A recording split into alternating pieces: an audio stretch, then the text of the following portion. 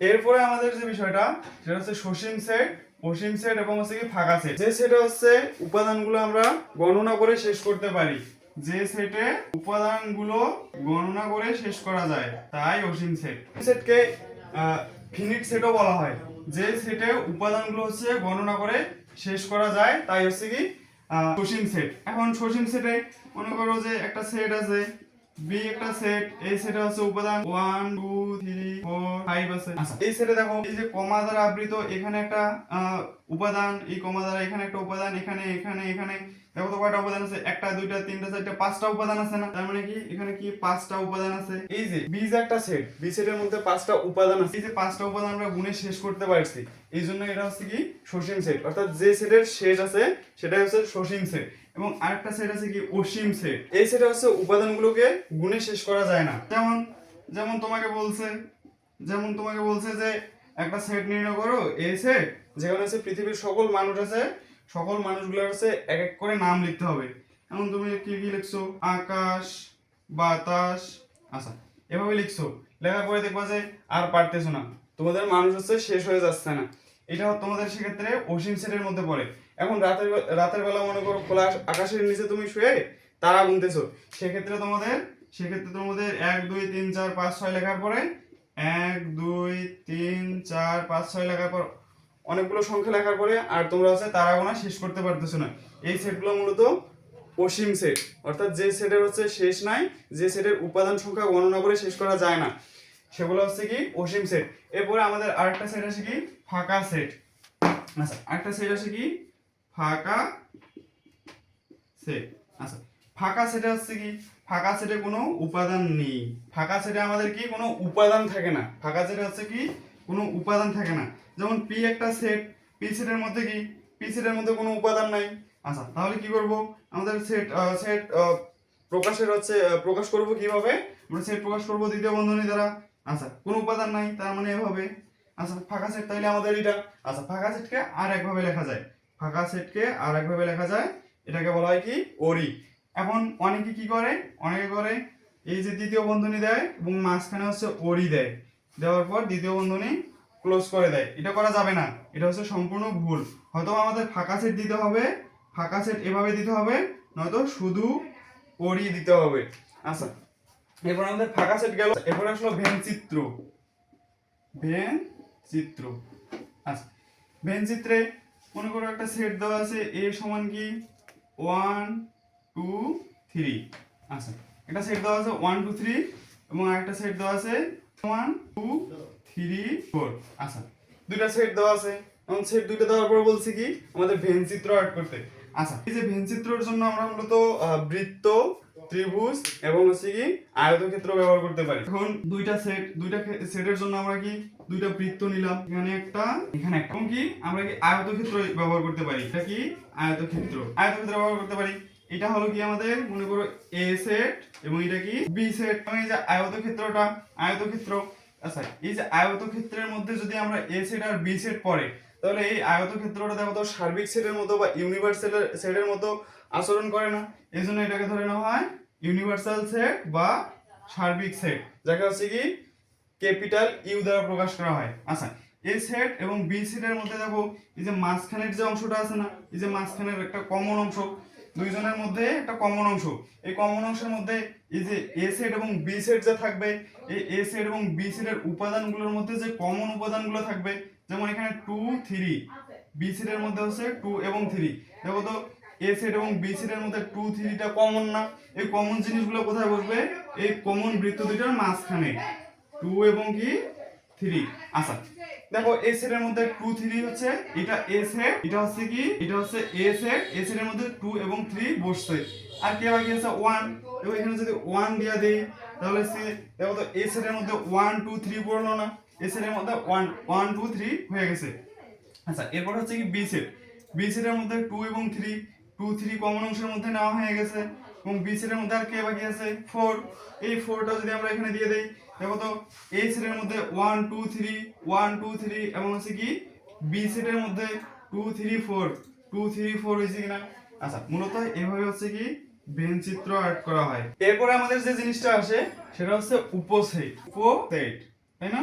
আচ্ছা, উপসেট। উপসেট কি? একটা সেট কি? একটা সেটের উপাদান হচ্ছে কি 2 3 হচ্ছে কি 4। এখন একটা সেটের মধ্যে উপাদান আছে কয়টা? একটা, দুইটা, তিনটা।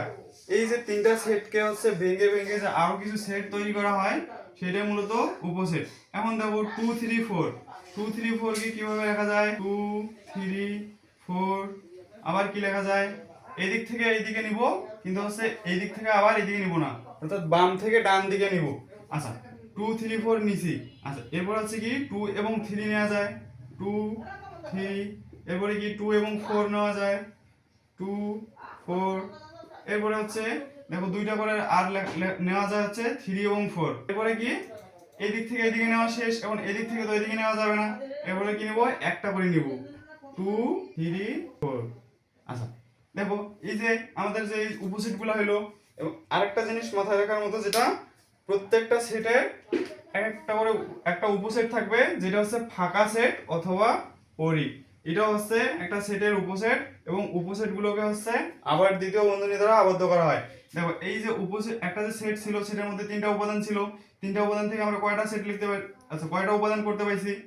একটা, দুইটা, তিনটা, চারটা, পাঁচটা, ছয়টা, সাতটা, আটটা। দেখো এখান থেকে আটটা উপাদান আসছে না? আটটি উপাদান, আটটি উপাদান মিলে আরেকটা সেট তৈরি করছে। সেই সেটটা কি? সেই সেটটা হচ্ছে কি আমাদের উপসেট। একটা সেট থেকে যতগুলো উপাদান ভাগ করা হয় সেগুলোই আমাদের উপসেট। আচ্ছা এরপরে আমাদের কি প্রকৃত উপসেট, তাই না? আচ্ছা প্রকৃত উপসেটটা মূলত উপসেট এবং প্রকৃত উপসেট খুব কাছাকাছি। আচ্ছা প্রকৃত উপসেট, এই একটা সেট ছিল, এই সেটের উপাদান ছিল কয়টি? আটটি, আটটা উপাদান ছিল। এখন প্রকৃত উপসেট কি হবে? এ সেটটা ছিল কি 1 2 এবং কি 3। আচ্ছা এর উপসেটগুলো ছিল 1 2 3 1 2। আচ্ছা 1 3, তারপর হচ্ছে কি 1 2 3 1 2 1 3, তারপর হচ্ছে কি 2 3, তারপর হচ্ছে 1 2 3 এবং ফাঁকা সেট। দেখো আমরা উপসেট নির্ণয়ের ক্ষেত্রে আমরা এমন করছিলাম 1 2 3 4 5 6 7 8, আটটা সেট, আটটা উপাদান তৈরি করছিলাম। আচ্ছা এখানে হচ্ছে প্রকৃত উপসেট এবং সেটের মধ্যে যে উপাদানগুলো থাকবে এগুলো হচ্ছে একই হতে পারবে না। প্রকৃত উপসেটের কি শর্ত হচ্ছে কি? উপসেটের শর্ত হচ্ছে কি? সেটের উপাদানগুলোর সাথে প্রকৃত উপসেটের উপাদানের মধ্যে কোনো উপাদান একই হতে পারবে না, কোনো উপাদান একই হবে না। যেমন কি একটা সেটের মধ্যে উপাদান আছে 1 2, এর উপসেট হচ্ছে কি 1 2, তারপর হচ্ছে 1, তারপর হচ্ছে 2, তারপর হচ্ছে ফাঁকা সেট। এখন দেখো এই যে সেটটা আছে, এই সেটের উপাদান আছে দুইটা 1 এবং 2। এর যে উপসেটগুলো, এর একটা উপসেটে দেখো 1 2 সেম উপাদানগুলো আছে না? এই উপাদানগুলো হচ্ছে কখনোই একই হতে পারবে না। সেটা কোথায়? প্রকৃত উপসেটে এই সেটের উপাদান এবং উপসেটের যে উপাদানগুলো থাকবে এগুলো হচ্ছে কখনোই এক হতে পারবে না। তার মানে হচ্ছে এই যে এখানে 1 2 3 যে ছিল, এর যে নিচে আরেকটা উপাদান বের করছি 1 2 3, এই সেটটা হচ্ছে কখনো প্রকৃত উপসেট হতে পারবে না। তাহলে এর উপাদান সংখ্যা কয়টা হবে? 1 2 3 4 5 6 7, সাতটা। এই জন্য হচ্ছে উপসেটের আমরা একটা সূত্র জানি 2 এর পাওয়ার n। এবং হচ্ছে প্রকৃত উপসেটে কি হয়? প্রকৃত উপসেটে যেহেতু তার একটা উপাদান হচ্ছে প্রকৃত উপসেট নয়, তাহলে হচ্ছে এর সূত্র হচ্ছে 2n, 2 এর পাওয়ার n মাইনাস 1। এখন দেখো এখানে যে তিনটা আছে, তিনটা উপাদান, তার মানে হচ্ছে nটা হচ্ছে উপাদান নির্দেশ করে। তার মানে হচ্ছে 2 এর উপর 3 দিলে কত হয়? 2 এর উপর 3 দিলে 8 আসে। দেখো তো এর উপসেট সংখ্যা 1 2 3 4 5 6 7 8, আটটা উপাদান আছে না? এই জন্য দেখো 2 এর উপরে যদি আমরা উপাদান সংখ্যা পাওয়ার করে দেই তাহলে আমাদের হচ্ছে কি উপসেট সংখ্যা আসে। এখন প্রকৃত উপসেট কিভাবে আসে?